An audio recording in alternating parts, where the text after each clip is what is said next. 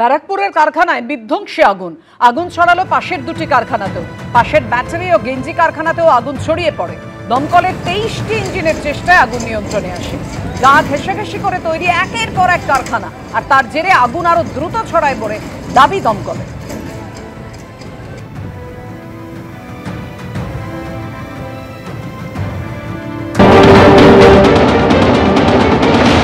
আনুমানিক ভোর 5টা নাগাদ উত্তর 24 পরগনার ঈশ্বরীপুরের এই যে রাসায়নিক কারখানা আছে, এই রাসায়নিক কারখানাতেই কিন্তু বিধ্বংসী অগ্নিকাণ্ডের ঘটনা ঘটে। এখানে একেবারে টিন বন্ধি সারি সারি রাসায়নিক রাখা ছিল এবং সেগুলো এই বিধ্বংসী আগুনের ফলে এই মুহূর্তে সম্পূর্ণ ভস্মীভূত হয়ে গিয়েছে। এবং দেখতে পাচ্ছ যে দমকল কর্মীরা যারা ছিলেন তারা সকাল থেকে যেমন লাগাতার এই আগুনকে নিয়ন্ত্রণে আনবার চেষ্টা করছিলেন, এখনও কিন্তু একইভাবে সেই কুলিং প্রসেস তারা চালিয়ে যাচ্ছেন।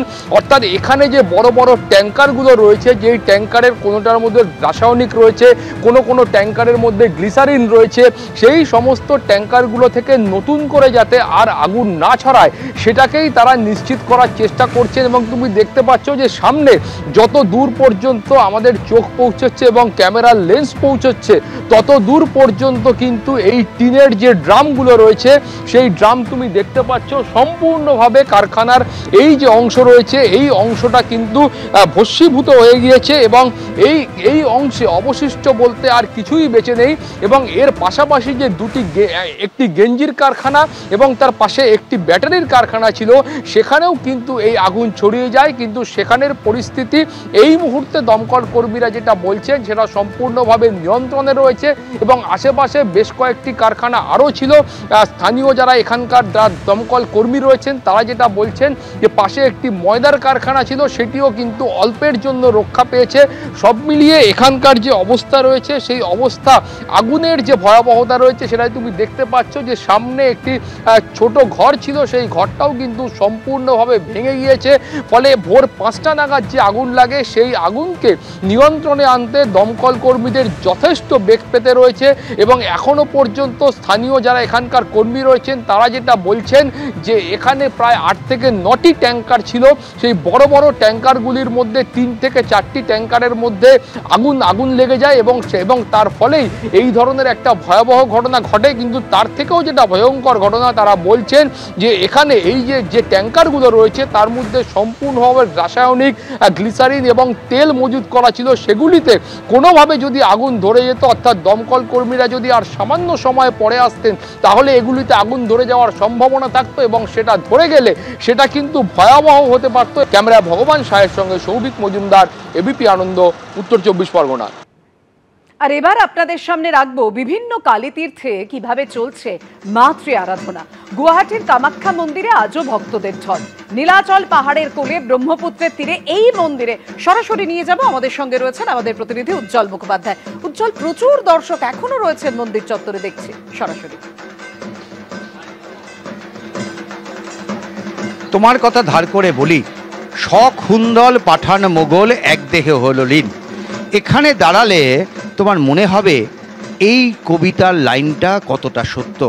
তুমি যতজনকে ক্যামেরার সামনে দেখছো, কেউ আসছেন মহারাষ্ট্র থেকে, কেউ এসেছেন রাজস্থান থেকে, কেউ এসেছেন পশ্চিমবঙ্গ থেকে, কেউ বা আসামের থেকে। এদের ভাষা আলাদা, এদের পোশাক আলাদা, কিন্তু প্রত্যেকেরই মায়ের কাছে চাওয়াটা কিন্তু এক। তারা হয়তো ভিন্ন ভাষায় মায়ের কাছে চান, কিন্তু প্রত্যেকের চাওয়াই হচ্ছে একটাই, যে সবাইকে ভালো রাখো। এটাই হচ্ছে কামাখ্যা মায়ের অন্যতম বৈশিষ্ট্য, যে এখানে যারা আসেন তারা কিন্তু মায়ের কাছে নিজের মনোবাসনা তা ব্যক্ত করেন এবং মায়ের কাছেই সেটা সমর্পণ করেন। মা কোনটা রাখবেন, মা কোনটা রাখবেন না। আর সে কারণে কালী পুজোর দিন হতে পারে, অমাবস্যার দুপুর হতে পারে, তুমি দেখো অতনু যে ছবি দেখাচ্ছে, তিল ধারণের জায়গা নেই। মানুষ আসছেন, কেউ বা গর্ভগৃহে প্রবেশ করার সুযোগ পাচ্ছেন, কেউ হয়তো পাচ্ছেন না, কারণ বিশাল ভিড়। অনেকের পক্ষেই হয়তো দাঁড়িয়ে মায়ের কাছ পর্যন্ত পৌঁছানো সম্ভব হয় না। কিন্তু ধর্ম আর বিশ্বাস মিলেমিশে একাকার হয়ে যায়। ধন্যবাদ তোমায়। কালী পুজোর আমেজে মেতেছে বাঙালি।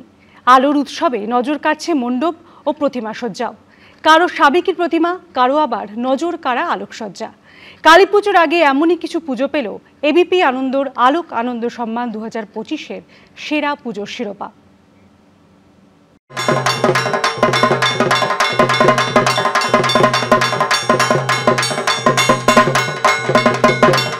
অন্ধকারের উৎস হতে উৎসারিত আলো, সেই আলোর উৎসব দীপাবলি, মাতৃশক্তির আরাধনা।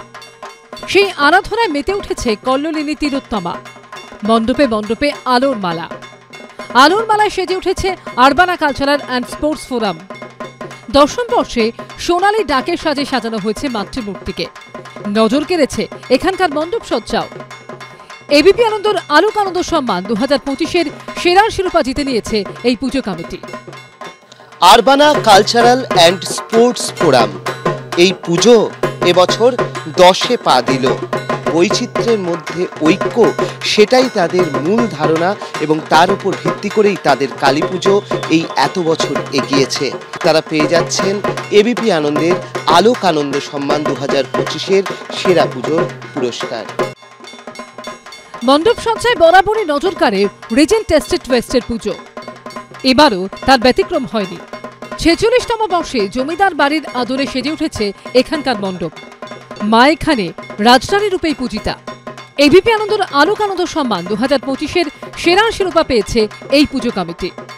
আলো ঝলমলে জমিদার বাড়িতে সেই দালান থেকে শুরু করে বারান্দা, ঝাড়বাতি সবটা যেমন রয়েছে, তেমন কাল্পনিকভাবে বেশ কিছু ছবি জায়গা পেয়েছে অন্তর্মহলে।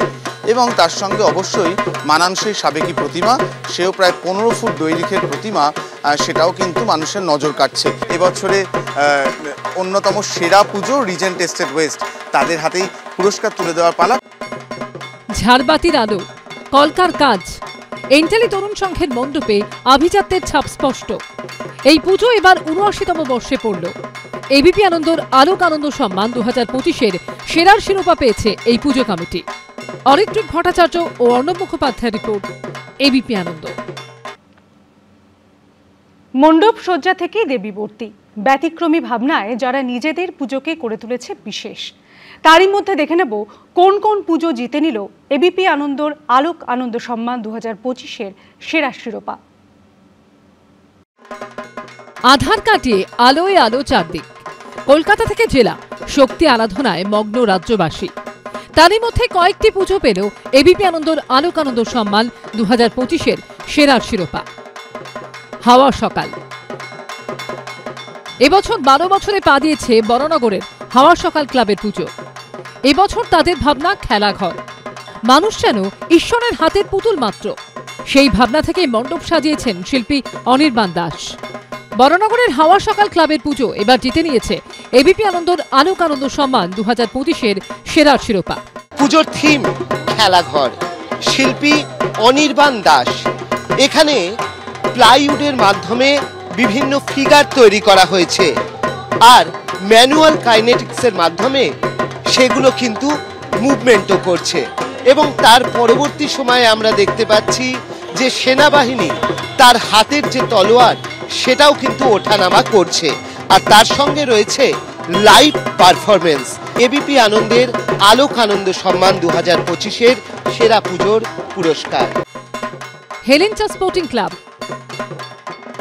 এবছর 37 বছরে পা দিল উত্তর 24 পরগনার বাগদার হেলেঞ্চা স্পোর্টিং ক্লাব। এবছর রাজস্থানের জৈন মন্দিরের আদলে সাজিয়ে তোলা হয়েছে মণ্ডপ। এবিপি আনন্দর আলোক আনন্দ সম্মান 2025-এর সেরা শিরোপা জিতে নিয়েছে বাগদার হেলেঞ্চা স্পোর্টিং ক্লাব। কালী পুজোতে শহর ছেড়ে শহরতলি, এবার গ্রাম বাংলা। আমরা এই মুহূর্তে রয়েছি বনগাঁর বাগদার হেলেঞ্চা স্পোর্টিং ক্লাবে। 37তম বর্ষের এবারের নিবেদন রাজস্থানের জৈন মন্দির। রাজস্থানের জৈন মন্দিরের আদলে মণ্ডপ তৈরি করা হয়েছে। মণ্ডপের মাঝখানে রয়েছে প্রকাণ্ড ঝাড়বাতি, তার পাশাপাশি মণ্ডপের বিভিন্ন জায়গায় রয়েছে বিভিন্ন জৈন দেবদেবীর মূর্তি। উদ্যোক্তাদের হাতে এবার পুরস্কার তুলে দেওয়ার পালা। সব মিলিয়ে আলোর উৎসবে মাতোয়ারা গোটা বাংলা। অর্ণব মুখোপাধ্যায় ও সমীরণ পালের রিপোর্ট, এবিপি আনন্দ।